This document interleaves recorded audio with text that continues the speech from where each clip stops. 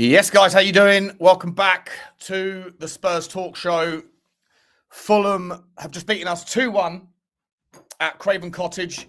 I think it's only the second time in their Premier League history that they have managed to take 6 points from Tottenham in the same season. And they deserved every point. They deserved all 3 points. And we look like we are soulless at the moment. We look like we are, for the most part, out of ideas. The new manager's come in, hasn't done anything. Clearly, there's no meaningful change of style. There's no meaningful change of approach. Some of the tactical decisions today, for me, very questionable. Outclassed, outthought, outworked. The midfield was anonymous. And Tottenham, in my opinion, guys, are not going to stay up by themselves. You know, we are going to need and rely upon other teams doing worse than we will to be able to stay a Premier League contender at this stage. We were marginally better in the second half. There's lots to talk about. In the first 6 minutes, I mean, I've already said it on Twitter. The VAR at this stage is, I mean, it begs the question whether there is corruption going on. We know there's corruption going on in sports all across the world with regards betting. But to me, it seems like there is an agenda against Tottenham. 4 times this season, 4 times in Tottenham matches, there have been scenarios where pushes have happened in the back. In the 2 times where the goals stood, they stood against Tottenham. And the 2 times when the goals were ruled out, they were ruled out against Tottenham. It's an absolute joke. And as I said to you guys yesterday, Tottenham Hotspur Football Club, and I'm going to come on hard on them and the game style and the game plan and everything else in a minute. Hugo, I see you in the car, mate. Just going to do my initial rant, bro, and then I'll bring you in, mate, okay?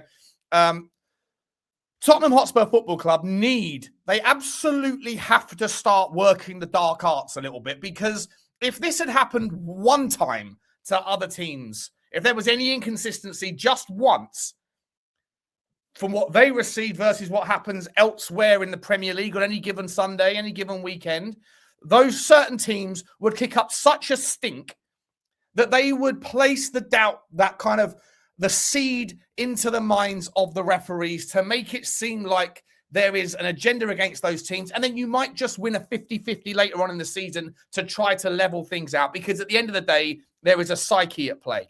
But for Tottenham to let it happen 4 times and not say a thing, it's an absolute disgrace. And I have to sit there and say, what are you doing, Tottenham? You're responsible for not making any effort to fix and correct these things. They haven't mentioned it yet. We just finished the game, so I haven't seen the fourth.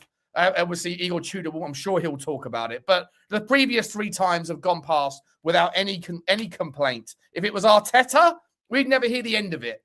And instead, because last week against Arsenal, the game finished 4-1, no one really talks about it. And because today, we as Tottenham fans are more concerned with our relegation plight, or because, to be entirely honest, Fulham were well worthy of the 3 points over the 90 minutes, and they could have scored 3 or 4 against us. Most of us and Tottenham Hotspur as a general football club are probably going to sit there and lick our wounds, feel sorry for ourselves, and contemplate what might have been.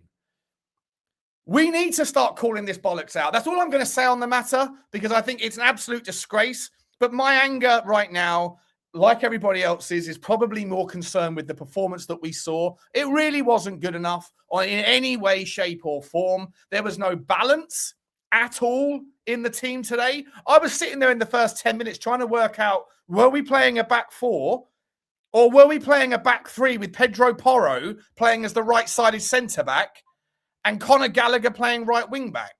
In the end, I think it was a fluid formation, but it's mental. It's absolutely insane, the lack of balance in this football team. You play Archie Gray either as a left back or a left wing back, depending on whether we're with the ball or without the ball. You play your most creative player in Xavi Simons as a left winger in what looked like a 4-4-2 as the game progressed, and we never went down our left-hand side. What are we doing? What are we doing? Bissouma, hello? It was like parting of the Red Sea or the Dead Sea, whichever sea it bloody was. Absolutely disgraceful. Sander Berg completely controlled that midfield. Completely controlled it. Alex Iwobi had more time than any man should be given over 80 years of life on that pitch today. It was an absolute disgrace from the midfield performance. There was no balance in the team in any way, shape, or form. And you have to start to ask questions around how that looks. Yes, I know we got injuries. Yes, I know we have few options. But the options that we took and the decisions that we made culminated in the first half performance that was an absolute disgrace. It was an absolute disgrace. Second half, we got better. By the way, I don't want to hear anybody tell me ever again that it's settled science that Mathys Tel is one of the worst players in our football squad, in our football team. He isn't.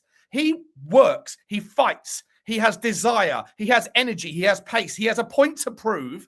And that is exactly the sort of characteristics, the smorgasbord of variables that you need when you're in a relegation dogfight are players with character who have something to fight for. Richarlison, I am not a big fan of his. I never have been. But the one thing you can never take away from that guy is his desire and his willingness to get stuck in and to come out with outcomes. And when those two came on the pitch in the second half, Pape Sarr less so, thought it was absolutely atrocious.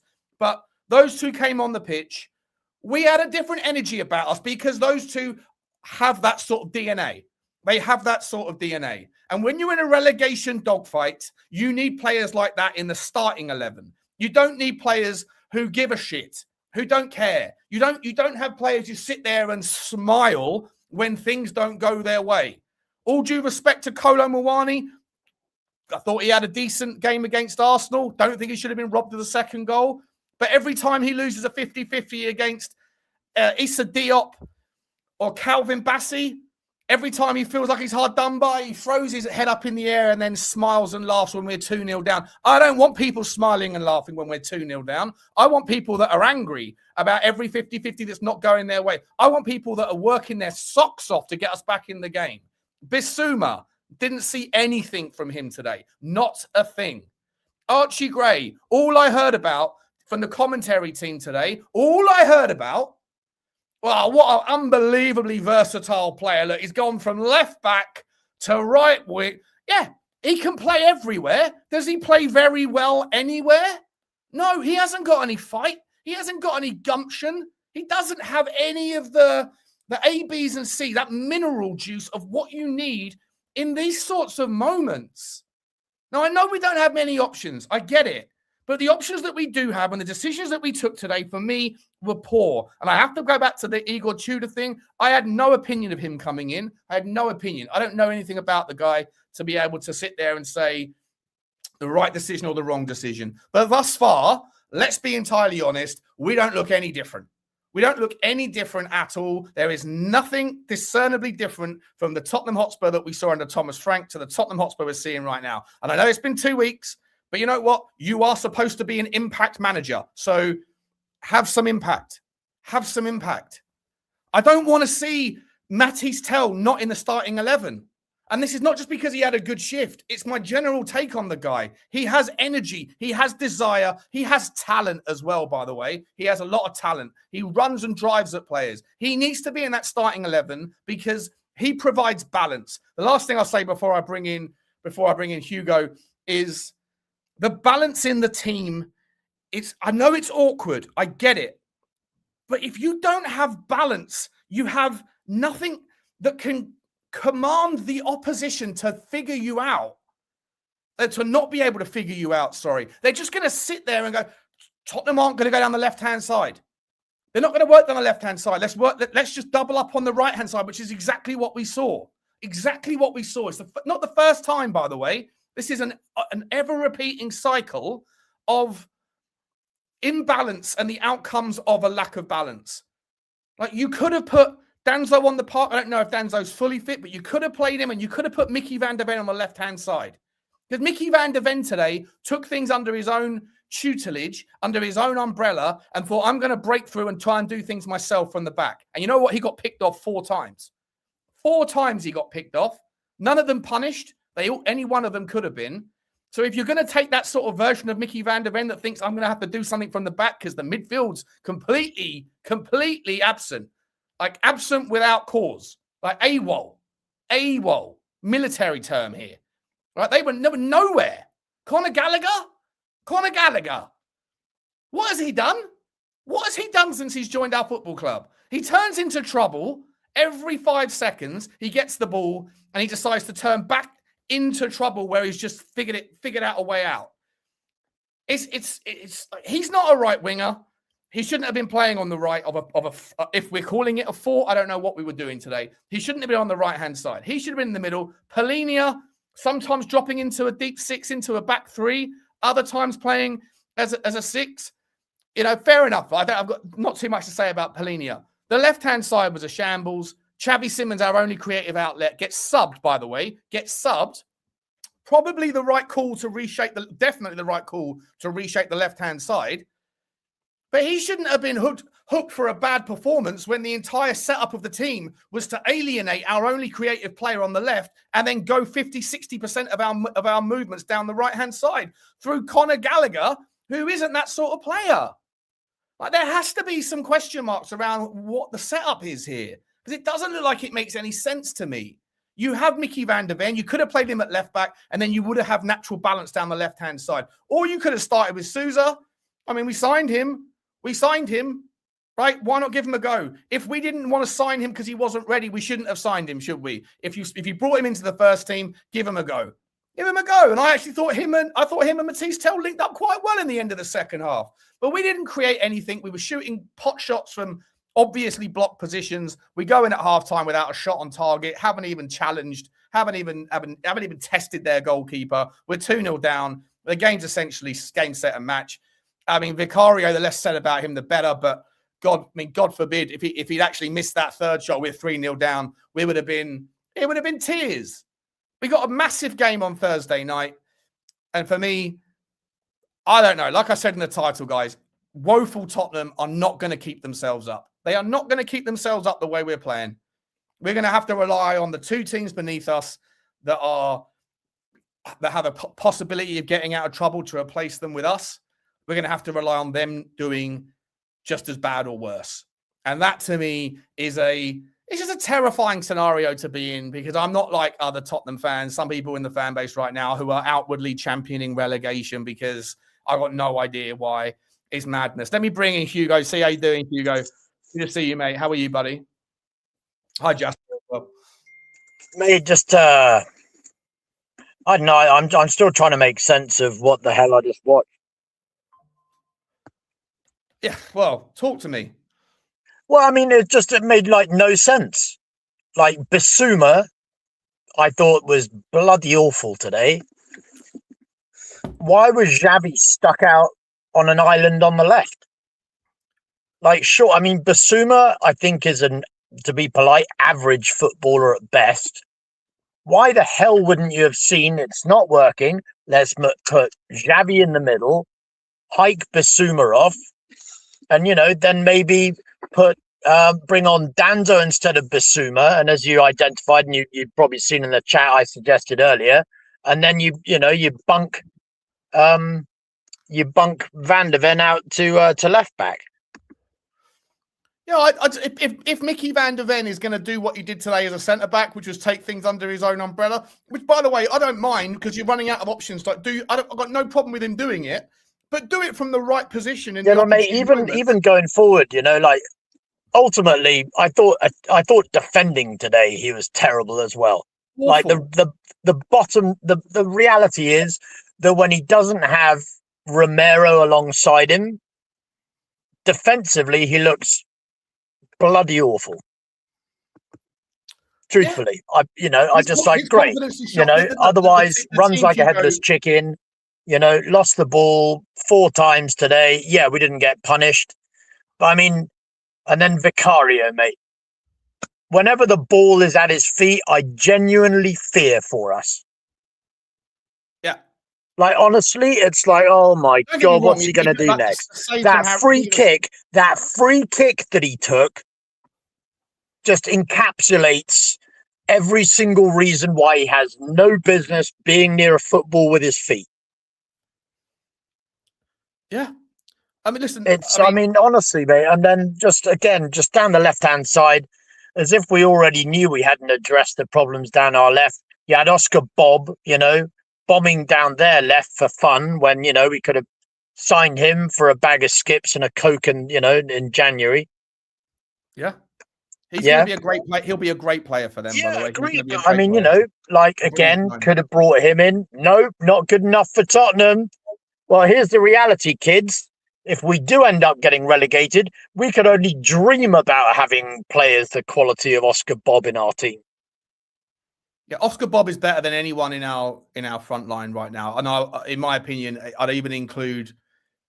I mean, look, Kudus for me, when he wants to be great, is a good player. When he wants to be stubborn and selfish, is a frustration. But Oscar Bob is someone that's got a huge ceiling, but he's already tapping into his potential. And I didn't think he was absolutely sensational today, but I know the player that they have there is. I mean, he showed glimpses today where he just did that the 1-2 on the edge of the box and stuff.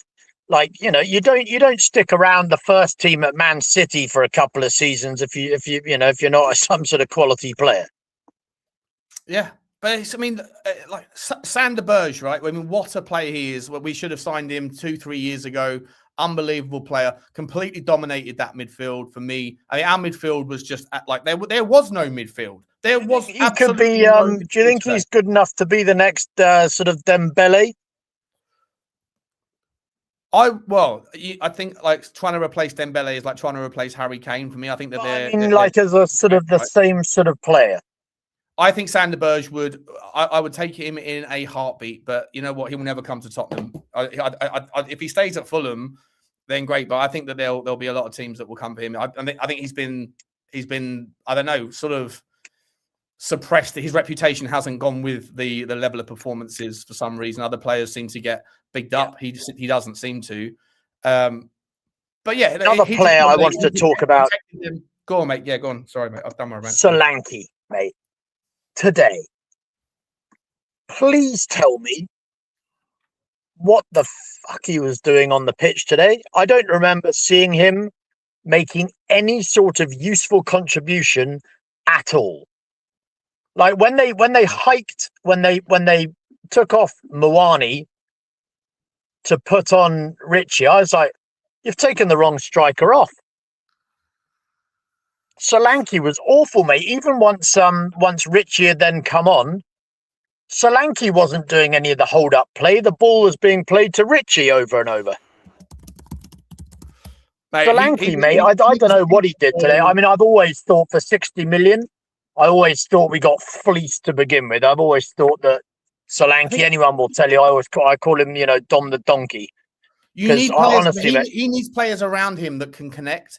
And that's why, like, to me, I'm sorry, but like Igor Tudor, I'm not calling it too soon on him because I didn't have an opinion before he got here. Yeah, so he needs to be like in that Ericsson role at the top of the diamond. Why on God's green earth would you put our only creative link on the left? On the left. And then not play anything down the left-hand side? It's just mental. What do you expect? I wish I could understand it. And as for the game that Gallagher had today, I mean, I know he's being played out of position. This is the guy that was captain at Chelsea. He's an England international, mate. I mean, arguably, he had a worse game than Archie Gray. Archie Gray, for me, is like an enigma. I don't know. Half the fan base seem to hate him. Half the fan base seem to love him. He's the jack of all trades, master of none. Yeah, I wouldn't even call him a jack. I call him like a 7 of spades or like a 6 or something. Like it's decent for a straight or something, but not. But that's the thing, right? He should have been. That kid should have gone off on loan and like learned his trade. Like found a position, like learned which position he can play. Yeah, absolutely. Yeah, he was. But Conor Gallagher today for me was absolutely atrocious. Absolutely. Yeah, rat piss, mate. He's absolutely fucking rat piss. I don't know why we just didn't do a flat middle 3 and then put Solanke in the 10, but rather than doing a flat 4 like we did, put Xavi in the 10, like make it more narrow and go that way, We weren't Mate, on attacking them on the midfield, left-hand side. So just for me, it's I bonkers. swear to God, a midfield like, you know, an OAP on a Zimmer goes through our midfield. Mate, look, listen, I don't like half of Fulham's team are better than I think people appreciate, but they're still not. There's no superstars in there. You know, Raul Jimenez fucking dominating the power play at the top end of the pitch. Emil Smith Rowe having more space than in a Tesco's car park. I mean, Alex Iwobi dominated that midfield today for me. I'm like, what are we doing here? You've got Polini on the pitch. You've got Gallagher on the pitch. You've got Archie Gray on the pitch. You have Bissouma. You brought on Pape Sarr later on. You've had 5 statistically central midfield type players on the pitch, and we didn't win a single midfield battle. And then you've got on the second balls, Hugo. You've got their goal, you know, which is evidently a push in the back, and then just to rub it in. Another Vicario, you know, special, like concedes from outside our box where he always concedes. You can't let them have that space. You know, it's just like every single goal, you know, that he concedes, it's either when he's not taking control of his own box or it's a shot from outside the area. Every single time, mate. And I agree with you entirely on the thing of just like, you know, good old little Tottenham, you know, it's just like, oh, well, never mind. At least, you know, it was nice to be here. There's never any grumblings. There's never any official complaints submitted to the PGMOL, anything else. It's always just, you know, and it just every time it's VAR. It's not their fault because they're there supposedly, you know, for clear and obvious. So it boils down to the refs, right? Like the refs are the ones that make the on-pitch decision, unless it's a really clear reason why they have to, you know, go against the referee's on-field decision. Sure. So I hear what you're saying in terms of Arsenal's. It was off. It was already called as a foul. And today was not. It wasn't. So that's fine. So then question marks have to be around the consistency of the refereeing. Correct. Which I completely agree is the problem. I don't care if you're going after VAR or going after the referee, and the inconsistency there is shit. But the Romero game against West Ham, the Romero goal against West Ham was called a goal that was ruled off. And obviously the Ekitike one, the same thing, right? So to me, I don't care which where you lend your anger, but the refereeing in general is absolutely toilet. Everyone agrees with that. But against Tottenham this year, there's been 4 entirely the same scenarios with entirely agree, and completely. Every single one of them, Tottenham have been the victim, and thus far, 3 out of the 4, Tottenham haven't said a fucking thing about it. No, it's like they wouldn't say boo to a goose, mate. It's like the rest of it's indicative of the whole rest of the club, mate. Spineless and no character. Yeah. Honestly, mate, it's just indicative. It's just like the whole thing is clouded in just a mire of average spineless shit. I wouldn't say that. What are you saying? What are you saying there, Jasper? What? No, you can speak. I wouldn't say that all of our players are average. We've got Van de Ven. He recreated Son's goal that he scored against Burnley a few years ago against. Yeah, we don't need that. Yeah, but we need guts now, mate. Now, before we get relegated. Yeah, if we don't get those sort of players, then our club is going to be gone. We're not going to have anything. We're not going to be able to do anything. Mate, we're at the moment we're going to be gone anyway, in spite of having him. Do you guys think we're going to be able to? Like I say, my title of the show is I don't think Spurs are going to keep themselves up. I think the only way we are still a Premier League team. We need to be done favours. We need to be done favours by West Ham and Forest. The only blessing today, I suppose, was Palace. Forest lost. Palace lost. The biggest. Our next 2 games, mate. That's going to be it. And I think if Tudor loses those, I reckon he gets canned as well. You think Tudor will go before the end of the season? I think they will. If we lose the next 2, I think they just might. You can't do that. We've made our bed now, Hugo. We can't do that, mate. I don't. We can't. Look at our owners. Look at our owners and the footballing decisions that have been made. You think that logic has anything to do with any of it? I don't know. I don't, honestly, mate. You know, like there's something. You know, Occam's razor. There's something called Haslam's razor, I think it's called, which is.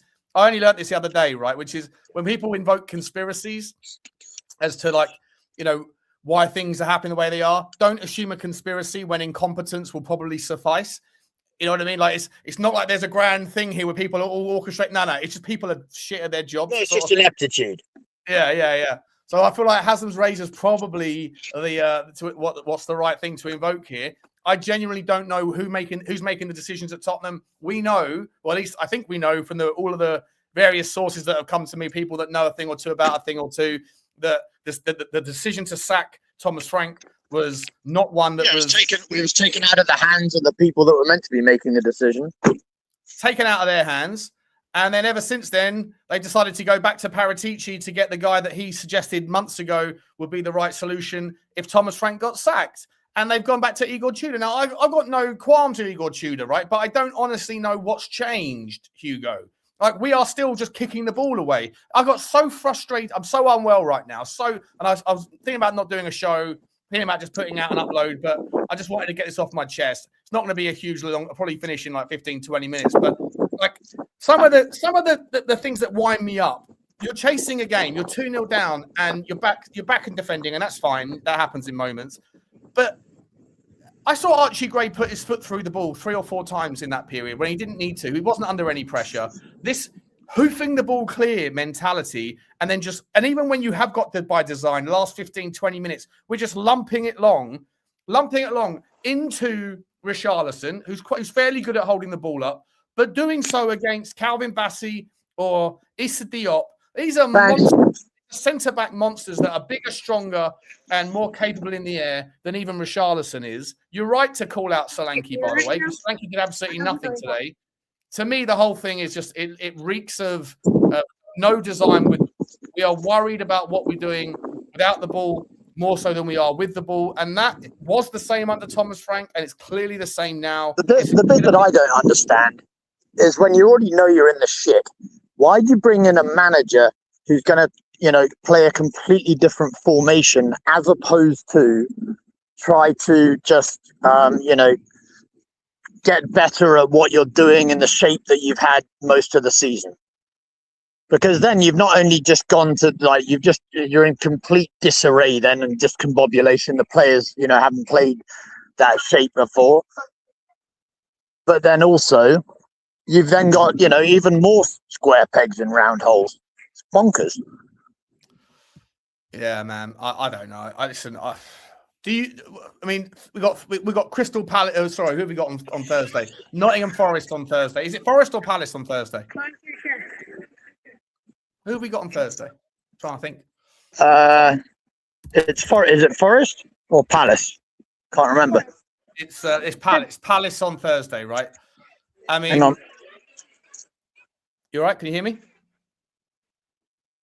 Yeah, we've got Crystal Palace on Thursday night. Apparently, Lacroix is going to be suspended, so that's 2 secs, mate. 2 secs. No worries, mate. No worries. Yeah, we've got Palace on Thursday. Going into a basketball game. All right, mate. All right, buddy. All right, put you on mute.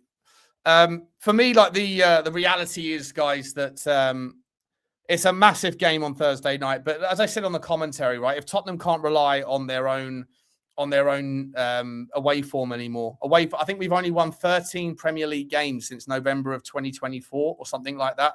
And if we're in a situation where I think 9 or 8 of those wins have come from away form and we can't get any points away from home right now because we are so threadbare in confidence, there's no cohesion, there's no chemistry, there's no inkling of any kind of iota of what to do with the ball, then, I really do struggle to see how we're going to come away with our home form being as disastrous as it is. And if we do lose to Palace on Thursday, then Tottenham are in a real predicament, a massive predicament. I still think that Forest and West Ham have got less about them than they've got more about them in gumption, because they got more players in their pitch in their squad that are motivated, that are experienced in a relegation dogfight. Our players don't look like they know what to do. And thus far, it's only been a couple of weeks, but Igor Tudor to me doesn't look like he really knows what he wants the team to do. And I'm really starting to question the strategic setup of the team. It doesn't make any sense to me why you would do what you did today with regards to Xavi Simons. It doesn't make any sense to me why you wouldn't have sort of tried to rebalance the team. If you know that Kevin Danso's fit and available, why not after 50 minutes move Micky van de Ven to the left-hand side or bring on Sousa? Archie Gray was like, we were playing with 10 men today. And wherever Archie Gray plays, he's playing off the right-hand side, playing off the left-hand side. He's not comfortable in those positions. He's a midfielder that wants to get the ball forward. That's the only thing I'd say that's positive about him. I don't rate the player, but like if you're essentially shooting yourself in the foot and you're tying your hands behind your back from a balance perspective. And if you haven't got balance in your team, then you have nothing because you become entirely easy to organize and set up against once the opposition knows what it is you're going to do with the ball every single time. To me, it's not rocket science. If you have left-footed players and you're not being able to create things down both sides of the pitch and you have them on the bench, bring them off the bench. Bring them off the bench or start with them. Mathys Tel changed the game for us on the left-hand side today. He changed the game because he's someone that's naturally going to do that out there. He should have stayed on the pitch. Xavi Simons should have been into the 10. And off the right-hand side, well, I mean, listen, maybe Kolo Muani could do a better job off the right-hand side than Conor Gallagher. But I don't want to see Bissouma in the team anymore. He doesn't look like you. He's not going to put in a shift for you. So maybe bring Conor Gallagher into the middle. All right. If you have to play Micky van de Ven as a left back, he plays left back for Holland, for Christ's sake. It's not like you're asking him to do something he's not used to doing. And if he wants to go and maraud forward with the ball, there's less risk with him doing that than off the left-hand side than it is him trying to step through the midfield. To me, I don't know. It's not rocket science to make square pegs be in square holes, guys. That's all I'm saying. And I find the whole thing a little bit tedious. We have to repeat ourselves every single time. Let me get a quick super chat from Ulrika Carr. Ratatata, Ulrika Carr. Thank you very much for the super sticker, miss. Appreciate you. Is Hugo back? Hi, Hugo. How you doing? How about Hugo? Can you hear me, mate? Just one rig. Hang on. Hugo, it's a bit noisy there in the background, mate. If you're in a basketball thing, should we let you drop off? Oh. Yep. Sorry, mate. I'm gonna check out. All right, mate. Love you, man. Thanks for popping on, buddy. All Take care, mate. Peace, mate. Bye. Later. What's the chat saying? Let's find out what the chat's saying. Big up to Hugo for coming on. Big up to you, Ulrika. Thank you very much indeed. What's the chat saying? Start Sousa. Yeah. I mean, look, I don't know what I don't think he did anything wrong today. Obviously, he didn't have to do too much in the way of defending. I thought he got forward a couple of times. Maybe he is ready, maybe he isn't ready. But I think that sometimes I'd rather have an inexperienced player that's the right side and that's the right balance to the team than sticking another inexperienced person into the same position that doesn't look like he can hit the ball with his left foot. There isn't a left back. Like you pick your poison. Pick your poison. It's not like Archie Gray. And this is not about Archie Gray, by the way. I'm just saying this is just one example of poor decision-making for me. If you have someone that's inexperienced that might not be ready, but at least is someone that can do that job because that's what they've spent their life doing, or you go, well, the other alternative is to pick someone who's only a couple of years older, who's known as being versatile, a jack of all trades that isn't particularly good at any of them, and you're going to ask him to do the same job, which essentially eradicates him in terms of value from the game and also moves the entire strategic ability, the directive of the football team to go all down the right-hand side. In so doing, Fulham know what's coming and then just double up on the right-hand side. And it's not like Conor Gallagher did a great job on the right either. So, like, for me, like, just first thing is first, and that requires balance. Put Micky van de Ven at left-back in the next game. Put Micky van de Ven at left-back, and let's see what Danso and Dragusin can do together. Because in my opinion, I could count on the fingers of one hand the amount of like obvious mistakes or bad games that Kevin Danso has had as a centre-back.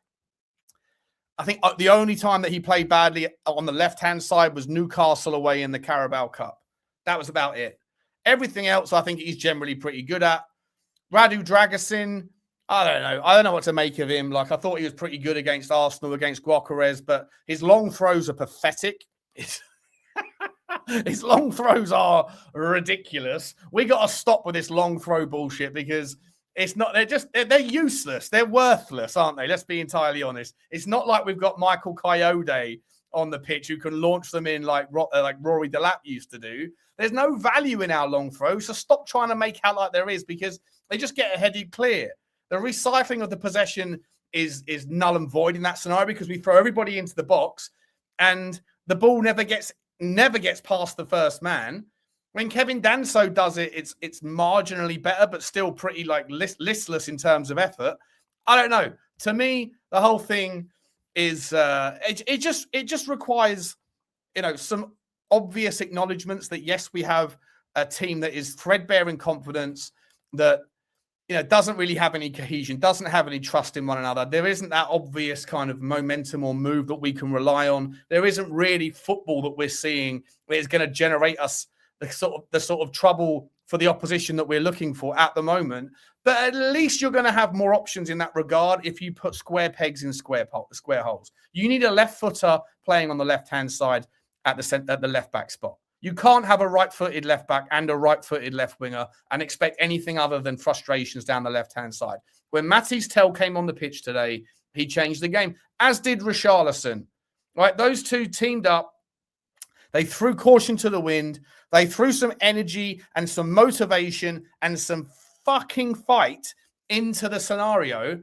And we actually got a little bit of joy, right? It wasn't fantastic, but it was a lot more than what we saw in the first half, a hell of a lot more than what we saw in the first half. And in these moments, as I said at the start, guys, in these moments, you need people that are willing to fight and die for that inch to be able to, sorry to coin the phrase of my man Any Given Sunday, but you need people that are going to go to battle with each other. And Mathys Tel is someone that is going to chase down those dead ends. He's going to approach the game with a flair, but also terrify players a little bit, more so than anything else we've got, at the moment. Is he a world beater? Of course he isn't. Is he someone that has been sort of written off by 80% of the fan base that when they talk about, I hear this all the time, right? People go, people have to get around to the idea that our squad is crap when we've got players like Odegaard and Tel. Like Odegaard and Tel are not the first names that you should be going to when describing or giving examples of why our squad is shit. They are not the first people you should be going to in that scenario. Right? Odegaard's had arguably a better season till his injury than anybody else in the front line. And certainly Mathys Tel doesn't get the minutes anymore. But when he does, he comes on and shows the grit and determination. What do you mean Tel did nothing today, Scott? He was entirely responsible for our first goal. He was entirely responsible for everything that was achievable in the second half. It all came down that left-hand side. He was the catalyst, Scott. He was the catalyst. He was responsible for our first goal. I don't know what you're talking about. I don't know what you're talking about when you say he did nothing. But like my broader point is that there seems to be this settled science in the Tottenham fans that he is the number one name to go to when explaining why our squad is shit. And it's bollocks. It's bollocks. People have got these ideas and they kind of stamp them. I'm stamping this. And because I said it 6-9 months ago, I'm going to continue on that train. It's madness. You need players like him. And dare I say it, you need players like Richarlison in the starting 11. You have to. Because we're in a dogfight. We're in a dogfight. And if we continue like this, guys, we are playing championship football for the next 12 months. And I know there's some fans who are like championing it because misery loves company and they want to be right or whatever else. But for the love of God, get your heads out of your asses if you think that that is a good thing for Tottenham Hotspur. Because we're going to go down. All of the assets are going to be stripped. It will be a fire sale at our football club. And then we're going to have to replace those players with players that are willing to come to Tottenham Hotspur to participate in the championship. Even in a scenario where we bounce down and bounce back up again, forget about the finances, by the way. Forget about the financial limitations or the restrictions, all that stuff. That is an absolute nightmare that's going to write off 4 or 5 years of our potential growth if we can get ourselves out of trouble. Forget about the fact that we've got donuts in the boardroom. We don't know what they're doing. Forget about the fact that we have no, seemingly football people making any football decisions. All of that stuff is a nightmare that needs to be fixed in the summer regardless.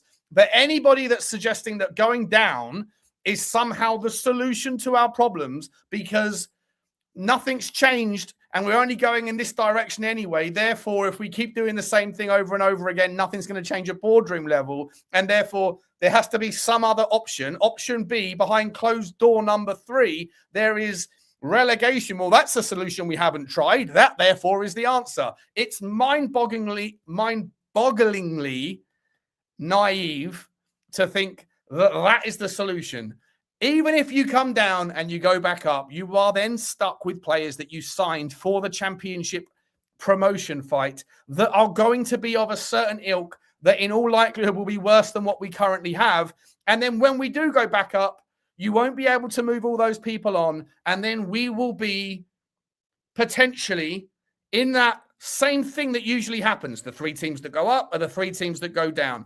Anybody that's rooting for relegation for our football club is, in my opinion, like insane. It's insanity.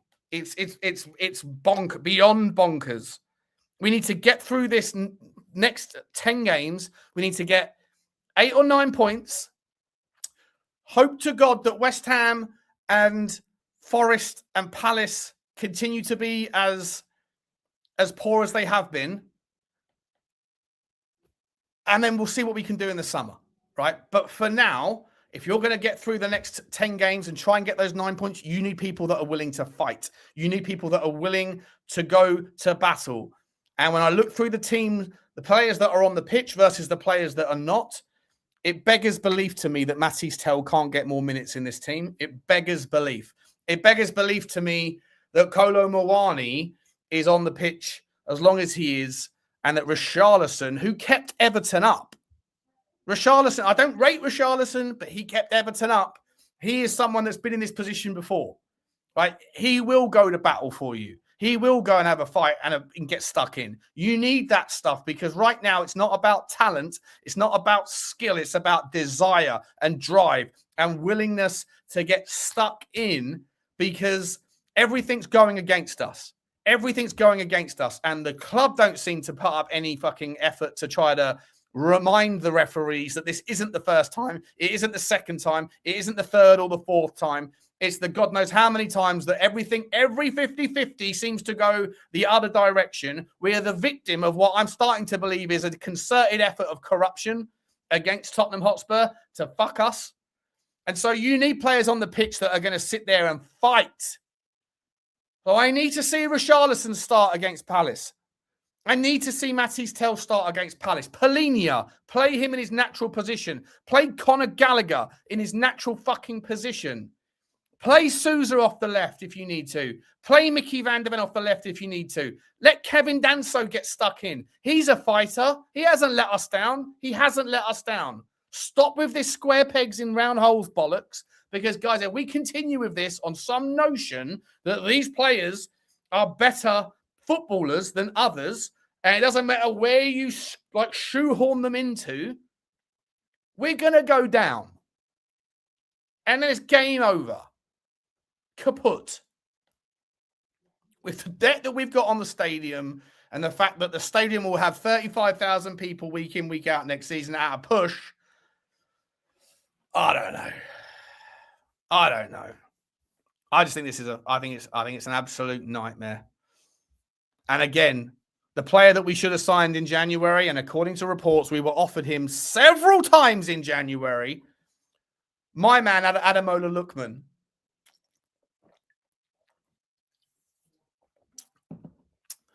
Whoever said no to that, whether it was Frank, whether it was Johan Lange, whether it was Paratici, whoever it was who said no to Ademola Lookman, hang your head in shame and resign from the football club, because that guy would have got us the goals already that would have meant that we're a Premier League team next year. What's he got? 7 GA in 5 games or something? 6 games for Atletico Madrid? And you know he's the one who's going to knock us out of the Champions League, right? You know that's how it's going to go. Just like Eze. Eze scores 5 goals against Tottenham You know it's going to be Ademola Lookman. You know it is. Written in the fucking stars, people. Written in the stars. Sabotage, yeah. Sabotage. And the amount of people that I've seen on Twitter that when I was championing signing Ademola Lookman in April last year, people go, he's dog shit, he's dog shit. Now all of a sudden they're saying it's a disgrace that we didn't sign him. Like I don't remember. Like I don't remember everyone that told me I was a bozo for championing Ademola Lookman. I remember it all. Sorloth's dangerous too. Sorloth, yeah. Failed at Palace. We were linked with him last summer. Like, he's another one that I said, I don't mind him coming in. He's like a poor man's Erling Haaland, but he's a fucking good player. He'll score goals. No, mate, what are you talking about? You don't know ball, Butler. Maybe I don't. Probably don't know ball. But I do know stats, and I do know how to work the Y-Scout tool. I do know how to do some of that stuff. You know? Winding me up. Any players coming back anytime soon? Richarlison's back and Porro's back. Didn't make a blind bit of difference. Well, Porro didn't make a blind bit of difference to our organisation today, although he did whip in a couple of decent balls into the danger zone. By the way, we had other chances. I haven't spoken about this. Conor Gallagher gets a chance to put it across the box. Nobody there when there was a mistake from Fulham. He probably could have shot himself. He didn't. Was that right at the start of the second half? I think that was 50th minute or something like that. You know? Please take a look at Sorloth's stats. Sorloth's stats are fantastic. Sorloth's stats are fantastic. He's a unit. He's a big fucking unit. Got a good foot on. He's great in the air. He's a lump. Listen, I wasn't pissed off we didn't sign Sorloth, but when we were linked with him, I ran him through the report and I was like, Jesus. But then maybe, you know what? Maybe he's someone that's just one of those horses for courses things because he didn't do anything 4 years ago. I think it was at Palace. I think he scored 1 goal or something in like 16 appearances. So, you know, some players are just not necessarily cut out for the pace of the Premier League. But either way, it is what it is. Couple more super chiddly chit chat. One more super chiddly chit chat from Dino. Chudini, big up to you, my man. Thank you very much, mate. Thank you very much indeed. I appreciate you, buddy. I appreciate you. Let me have a look at the actual stats from today because I feel like we were better in the second half. But we were... let's have a look at this. Where am I? Tottenham. Yeah, let's get it up on the screen. Don't forget, we're sponsored by OK Jersey, guys. You know what to do. 8% off at checkout using code Sean. Big up to them for the sponsorship. I'm not going to be going for too much longer, guys. So I'm going to do a quick little 10 minutes on the stats and that. Look at some of these players, and then we will go. What are we doing here? Where's my thing? Here we go. Let's have a look. So the stats.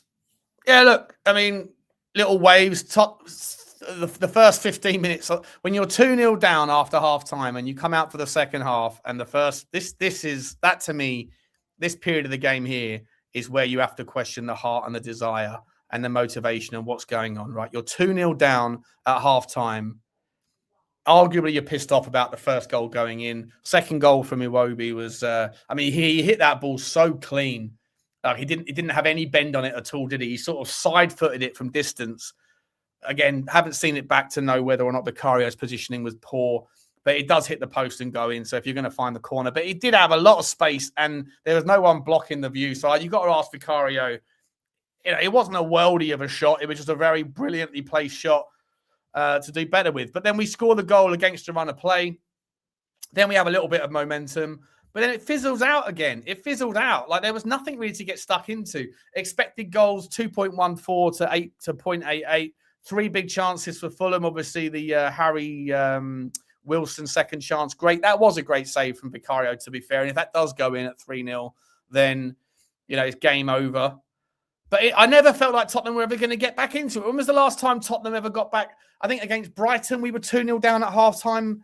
Weren't we under? Was that under Thomas Frank? We were 2-0 down against Brighton and we came back to make it 2-2. But if we concede first, we don't win the game. That rule has been the same all season. If we concede the first goal, you know, as the opposition team, The worst case scenario is you're walking away with a point, but in all likelihood, you're getting all 3.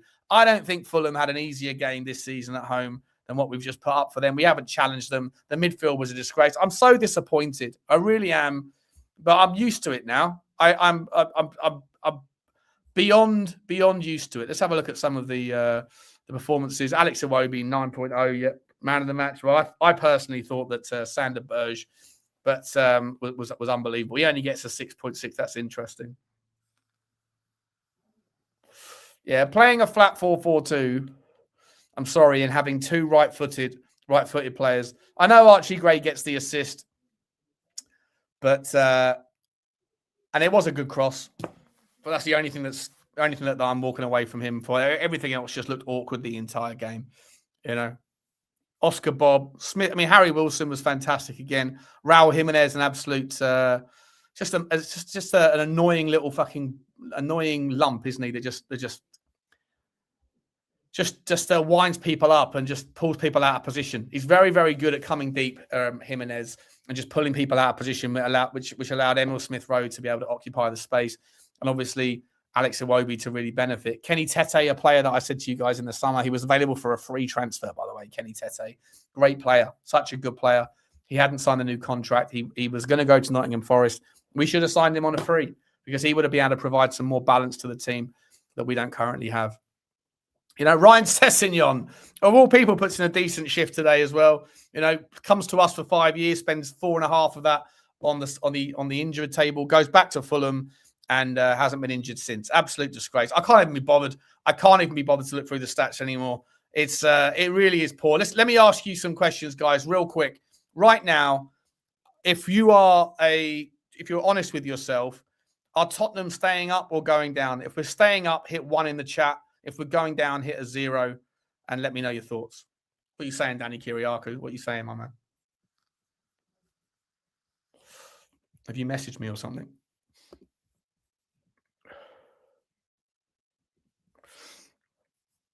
If you want to come on for 5 minutes, Danny, there's the link, mate.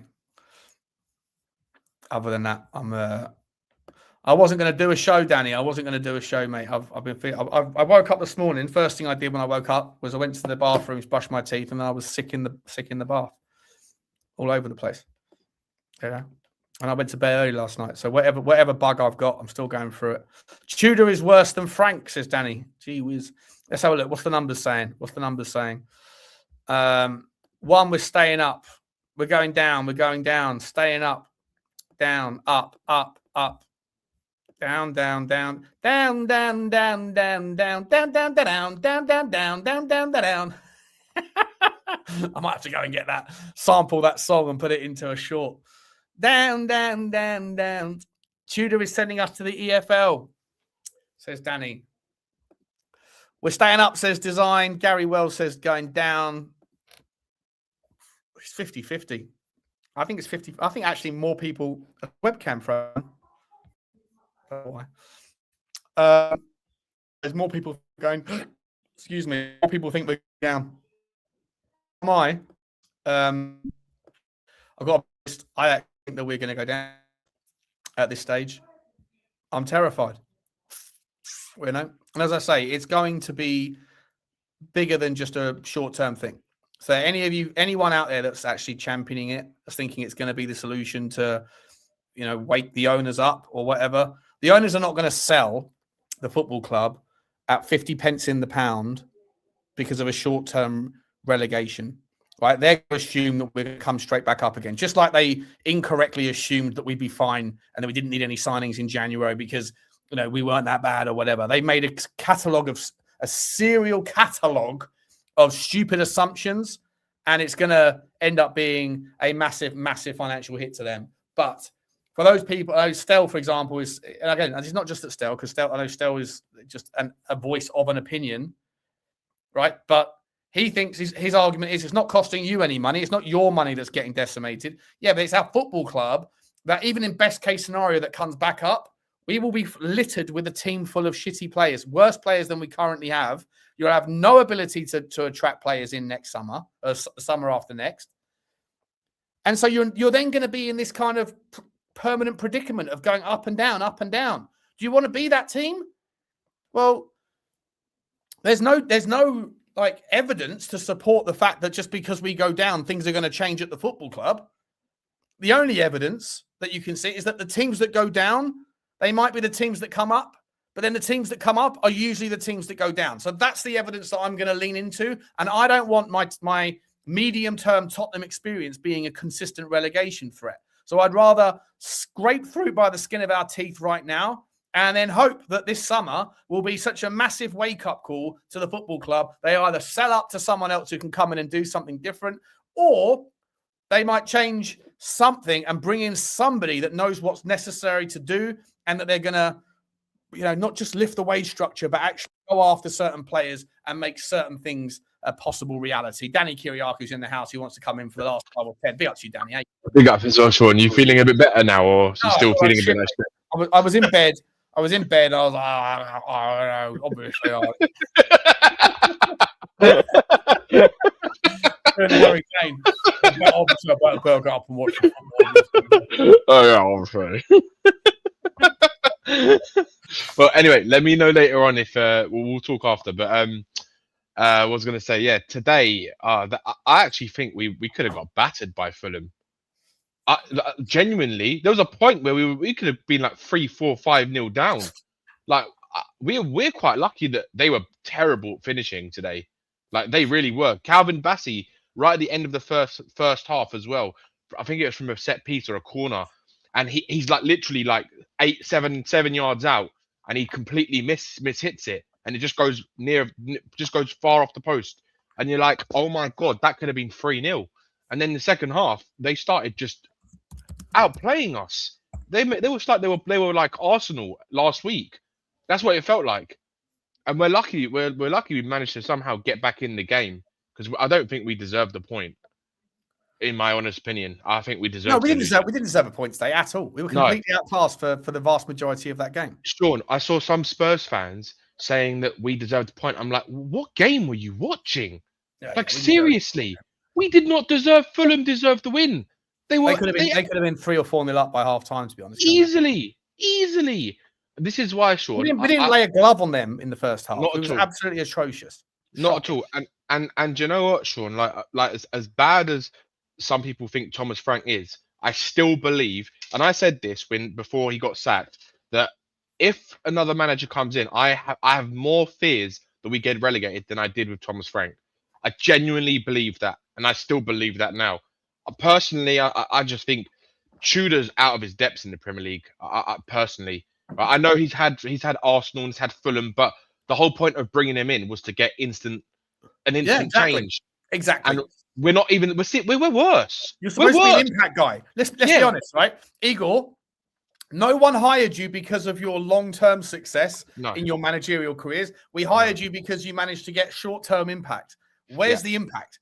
And by the way, why are you putting Xavi Simons at the left wing and then telling everyone to go down the right-hand side? What is that? That was stupid. And then he plays Pedro Porro on the right, and then on the left, sorry. And it's just like, it was so unbalanced. He played him on the right first, but it was just so unbalanced. It was just so bad. Like I know people going to sit here saying, oh, why didn't we play Sousa? Why didn't we play this player? Why didn't we play this? But to me, I think he looks more out of his depth than Thomas Frank. And I genuinely am concerned, for the relegation. I genuinely am concerned. If we don't get a point against Palace or something against Palace, we're in serious trouble. And I don't know where we go from here, because the moment the players just don't look like they want to fight. They clearly don't want to fight. I think they're riddled with insecurity. I think so too, Sean. Every time the ball comes to them, they just want to get it. They want to get rid of it as soon as possible. Yep. And the thing is, Sean, this has been like that even under Ange. It was like that last season. It's terrible. I really don't know. This is where I've always said, when we had Kane and Son, I always used to say at the latter end of their kind of stages at Tottenham, that once they go, we're like a relegation team. And if we've got all our players fit, I think we are a good side, right? If they're all fit. But the problem is we don't have them all fit, and we haven't had the whole squad fit for the whole season. And I think that's the biggest problem that we have, because the players that are playing the players who are actually being asked to play football for us, they are just not good enough. And as much as people don't want to admit it, the players that we have injured at the moment are a lot more creative than what we've got currently. So it makes a difference. And I'm not saying it's going to make a difference between us being a top 6 side, but it makes a difference with us being a relegation candidate to a mid-table Premier League team. And that's where that's fine, right? But today, just for its work, in terms of the attacking options, we had Richalison, we had Solanke, we had Muani, we had Xavi Simons, we had Mathys Tel, all fit. Yeah. And we played Xavi Simons on the left in a 4-4-2. Yeah. We played Dom Solanke that was playing more as like a false 9, doing nothing. We had Kolo Muani, who was completely bodied by the 2 stronger centre-backs. Bassi and Diop. Yeah. And we had no right-sided player at all. No. Like, you could have played Kolo Muani off the right. You could have played Tel on the left. Tel on the left, and you could have played Xavi Simons in the 9 and then put Solanke as Xavi Simons in the 10 and played Solanke in the 9. Right? At least there would be balance there. You're playing Conor Gallagher as a right winger. He's never played right wing in his life. You're playing a left back in Archie Gray that is completely irrelevant. Like he's never played in that position. It's like he's punished because he's versatile. Oh fuck it, throw him as a striker. You're versatile, therefore you can play everywhere. It's what ridiculous. What are we doing, mate? It's ridiculous, Sean. Honestly, you have to start with balance. You have to have like left footers in certain parts of the. You can't have a right footer at left back who's not even a fucking left back, and also a right footer as a left winger, and then expect things to happen when you're playing it down the right hand side. And you're playing down the right hand side. Why? Because Conor Gallagher's a right winger. What are we fucking doing? And that's where I sit there and go, that's not about impact from Igor Tudor. That's just fucking common sense. Yep. And I don't get it. I don't either. Like, I feel like I feel like Tudor is even worse when it comes to common sense decisions than Frank is. Like, it's like we've gone from someone who was pretty bad at Spurs, right, overall as his tenure, to someone who I think is even worse. And it's like we're free falling and we're not stopping. It's going and going, and it's like nothing can stop it at the moment. And my biggest worry, Sean, is that you can clearly see these players, they just don't want to play. They just don't want to play football. Like they're so scared to have the ball. They've got no confidence whatsoever. They don't believe in themselves, and it's like no matter what anyone says. And the one thing that we all of us fans can see, because we're not stupid, or some of us anyway, that the one thing you want to see is a fight, and we didn't even get that. Once again, Sean, we only started playing a bit of football when we were 2-0 down, and the game's pretty much gone. Like it's ridiculous. It is absolutely ridiculous. I don't even know where we go from here, because I don't know if we're going to get anything against Palace, because our home form has been even worse than our away form. I was kind of counting we'd get a point today. Yeah, I hear you, mate. I hear you. Let me just do a couple of these super chats quickly. Big up to your Blaine, mate. He says, I see this simply. We lose versus Palace and we're going down. As after that, you've got Liverpool away, not winning that one. Then home versus Forest, we won't fight. The soul of the club is gone. Yep. Yeah, I think you're probably right there, Blaine. If we lose against Palace, I think we're probably going down. Yeah. Yeah, that's what I said as well. I said we have to get some points against one of these two teams, Palace or Fulham. And also the other thing as well is the fact that the other teams around us also lost their matches, and we didn't utilize that as well, which is another massive. Like, it's like no one wants to fight for this relegation battle. Everyone's losing. All of us are losing. The other teams are trying, mate. The other teams are trying. Yeah, they are trying. It's true. And we're not trying. It's like, but I genuinely believe, Sean, that these players, they have got this in the back of their mind where if we go down, they're just going to leave the club and go somewhere else. Like, I believe that so heavily. It just looks like it. There's not one of them are fighting for the club. Not one of them. Not enough anyway. I hear you, mate. I hear you. Big up to you, Blaine. And Gary Wells, big up to you. I'm not sure what that is. That Colombian peso? I think I'm not sure what it is. Big up to you, Gary. He says if we don't win on Thursday, we are down. Simple as. Yeah, same what Blaine was saying. I agree with you, Gary. I think so.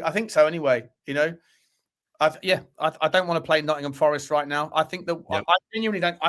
Mate, it scares me to say this, but like, if as soon as we go down, we know we're not winning the game. So Tottenham have to score first. And when was the last time Tottenham scored first? Yeah. Palace. And It was in December, wasn't it? And also, Sean, when Tottenham have gone a goal down, they've not won a game from a goal down first this whole season. Yeah. The best you're going to get is a point. Yeah. And even that's a stretch. You know, we still need 9 points, I would say. I think 38 points or whatever will get us to the promised land. But like, I don't know, man. I think the whole thing's a joke. Big up to you, Gary. I appreciate you. I mean, I've said all I want to say, really, Danny. I don't know where else. What's his name? Alex Box, obviously, he's coming on, but Alex, you've got 10 seconds to dial in, mate, or we're going to end the show, bro. He wants to come on and tell me why I'm a donut, I think. I wonder who else wants to come on and tell you who you're a donut, Sean. Yeah, or tell me I'm a donut. Yeah, to be honest, I'm surprised I managed to squeeze an hour out of the show because I'm absolutely exhausted. But listen, guys, we'll leave it there. Big up to you all. Thanks for coming. Oh, he's here. He's here. He's dialed in. Last minute winner. Hello, box office. How you doing, Alex? Alex. Alex,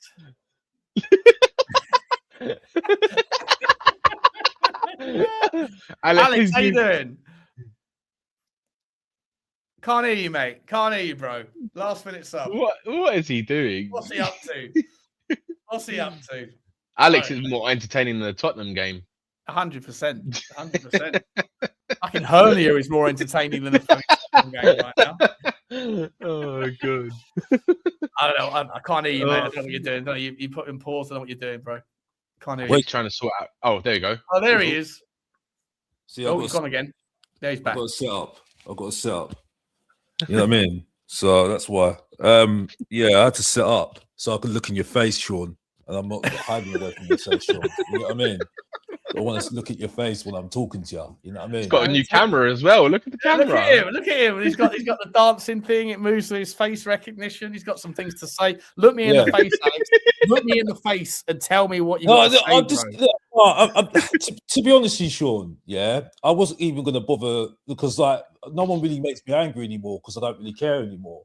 Like, you know what I mean? Apart from you, Sean. The point I make is at the moment, nothing will change. Now, I'm not going to say what Stel actually, ultimately everything that Stel says, but I get his point about relegation at the moment. Because at the moment, I have to ask my question to people at the moment, to the chat and yourselves, you and Danny. Do you actually like your team at the moment? Do you actually like your team? Tottenham. No. Alex, what do we think of Tottenham? I'm not going to say the word. But ask the question. Do you actually like your? Do you actually what do we like think your of team? shit? Do you actually like your team? Do you actually like your team? And while you're doing that, I just need to do something. Just quickly. While I'm doing what? Answering his question, and he fucks off. What are we doing here, Alex? Alex is funny. What's he up to? Tottenham have made him go insane. Oh, he's got a camera and he's okay. This is going to take a bit of time, I think. Bless him. You off mute yet? Take yourself off mute. Take yourself off mute. Take yourself off mute. Can't hear you. Alex, you're on mute. Do you actually like your team?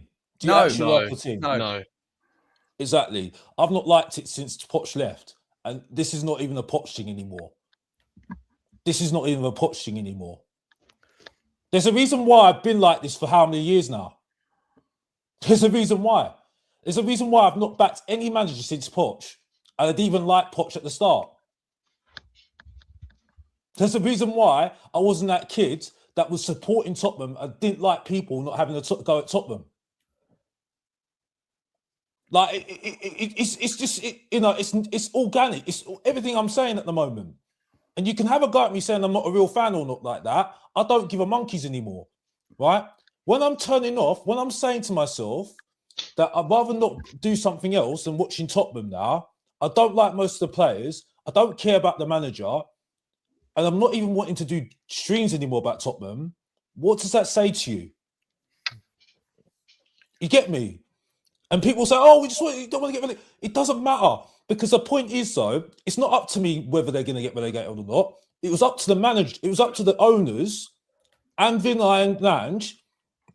When we saw that was a little bit of trouble, why did they not make an effort in the transfer window? Why did they not sack Frank? Doesn't matter whether Frank's not to blame here. Yes, he's not the right guy, but he's not to blame. Yeah, because the stats prove it. Yeah, when we got points per game, the last 3 years of 1.14 or 1.148, whatever it is, it's very low, right? That says a lot to you, doesn't it? Yeah. It's when you see stats, and this is rain now. Danny, rain. sorry, just 1 second, Boxy. Can you just move the camera away a little bit because I can see this? Yeah. The football. Yeah, go on. By the way, it's 1-1. Chelsea Yeah, I won. see that, Arsenal. yeah. So when you see stats like Rain says, this is Rain. I'll give Rain credit on this, saying when we had Gareth Bale and Kane, we were getting top 4, right? And without them, we didn't get top 4. And the only reason why they were around at Tottenham was because of accidents. What does that say to you? And we're thinking we're going to get an accident with Archie Gray because everyone's going to start saying now, Archie Gray, oh, he had a good moment. He had a really good moment in this game. Oh, my God. Oh, my gosh. No, I've been saying the opposite. Man. I said despite the moment, he was terrible today. Exactly. But we know Tottenham fans that play too much FIFA, yeah, because they might say I play FIFA. No, I put real stats on the table, bruv. Not little players syndrome. No, I don't. I put stats that show us how bad we were. You know what I mean? Thanks, Sava, for that one, yeah? Because now Mr. Box Office is now doing stats now. You've got shooting that off now. And now I'm even more dangerous now, bro. The point is, though, yeah, right? I'm serious. I'm not even playing. Yeah, I had a good weekend, bro. I had a good weekend. I didn't even think about Tottenham, bro. You get what I'm saying? Yeah.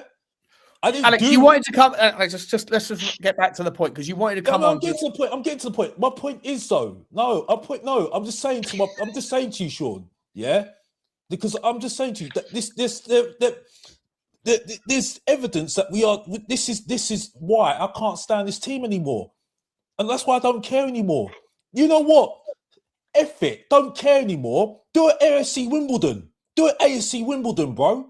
Because at the moment, you know what? I'd rather do that right now because I don't recognise my team anymore. I don't recognise this club anymore. Because all I'm hearing is, we're going to stay up. Do you want Tottenham to go down, Alex? I don't care. Because what is going to change, bro? Well, if we go down, a lot's going to change. A lot. Yeah. A lot. The question, you're not listening to what I'm saying, the context I'm saying. What is going to change next season? Oh, yeah, we'll get Poch back. Who cares? If it's still the same thing that they're going to do, and not going to talk about the identity of the club, if they're not going to get a proper football director that has a proper plan, not all this competing. But that's more likely to happen if you stay up than it is if you go down. Yeah, correct? no, but I've been waiting for that for the last 5 years, Sean. When's that it's still more likely to happen if you stay up than if you go down. I'm still waiting to get married, Sean. So I don't know where we're going with this. You get what I'm saying? I'm trying to tell you, right? Like if you're saying you don't care whether we stay up or we stay down, I'm going to tell you why you should care that we stay up because you might be right. Stelios's opinion around nothing changes as we're going. Therefore, as I said before, right, it's like sitting there going, I want to pull a 10 out of 10 girl, and it doesn't matter how often I go to the gym, it doesn't matter how much I'm on some forum checking out the best chat lines, I still can't get a 10 out of 10 girl for no love nor money. So I know, let's just throw it all out the window. Let's invoke the nuclear option. I'll chop off my penis because we haven't done that before. Therefore, that might actually invoke a better outcome. It's mental. It's literally mental. But that analogy is terrible, Sean. It's That the perfect- analogy is absolutely just because we terrible. haven't. Hang on, let me finish. Just because we haven't gone down before and staying up hasn't proven to be a better outcome, it doesn't mean that going down will be. And if anything, I'm not saying it's going to logic, be. But going down will be the end of our. At the moment, you're talking to me like I'm going to do something, bro. At the moment, the owners are doing that right now. They're literally are just letting us go down at the moment. They're put in this situation. It's not me. It's just an opinion, Sean. Sorry, you're getting rattled by it. Yeah. Sorry, you can't hear the logic of what I've said, because at the moment it's not up to me. If you're telling me to go over to the club and tell them that we need to get relegated, pay me some money, bruv. Show. Pay me some money, because at the moment you're talking to me like I'm owning the club right now. It don't make a blind bit of difference at the Alex, moment. can I ask a question? All I've been doing is watching this go down and down and down and down. I'm getting less and less interested every single week, right? Every single month and year. Last year was the worst year I've ever seen in my whole life. I still don't care whether we won the Europa League anyway. I still made the most of it, yes, but I don't care whether we won the Europa League or not, right? Because it hasn't changed anything at all. When I was told how many times, we need to give it a chance. We need to give it a guard. We need the first season. Look what happened with Lange at Nottingham Forest. Proved my point every single time. So I'm sorry. I just don't want to hear the nonsense anymore. I just can't hear the nonsense anymore. What nonsense are you hearing? And the next thing I'm going to say as well, and now Sav's coming to my way of talking about, Alex? Because you're waffling on, and I don't know what you're actually saying. I've said to you. I've just said to you. If you listen to me carefully, Sean. Yeah, that's every your word. point. I can't make no heads nor tails of what it is. No, it's not. You don't listen to me. You don't listen to me. That's the point, right? I've got to that point now where I'm fed up with people telling me just back the process, when it never ever works, right? So what's your solution? I'm stuck. And now Sav has come to my awareness thinking now. Whenever a manager comes in, I don't care anymore. I couldn't care less. No. Sava stuck to what I'm saying now, because I've been doing this for a long time now. Whatever manager comes in, whoever comes in director of football, they've got to prove themselves, right? They've got to prove themselves, right? And until they do that, I'm not changing, right?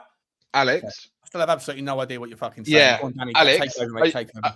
Are you trying to say that you don't care if we get relegated? Is that what you're saying? I don't care. No, I don't care. No. Can I ask you why? Because what difference does it make if we stay up? Well, I'll tell you why. A lot of difference. Right? A lot of difference, right? If we go down, Alex, right, the financial implications it's going to have on the football club, right? So I'm gonna put it like this. You said to me that you don't like your club at the moment, right? Well, I can tell you for the next 5 years, if we go down, you're gonna like it even worse, even less than you like it right now, because what will happen is there'll be a fire sale, right? Because they'll need to make the money. They'll need to get rid of the high waged players on the wage bill, off that wage bill. They'll need to sell players to pay some of the debt for the players that they already owe money on, right? There is so many. They're going to lose sponsorship deals, right? They're going to lose the TV revenue deals that they have in Europe and in the Premier League globally. They are going to lose a lot of money. And the fact is, Alex, all of our assets, all of our players will piss off. Most of our players will not want to stay. Now, if we sell 15 of those players that we've got in the squad right now, if you look at the players that will stay, the majority of them are the youngsters, the Archie Grays, maybe the Tels, maybe the Donnellys, maybe the Mikey Moores. Do you seriously think we're going to compete in the championship with those players?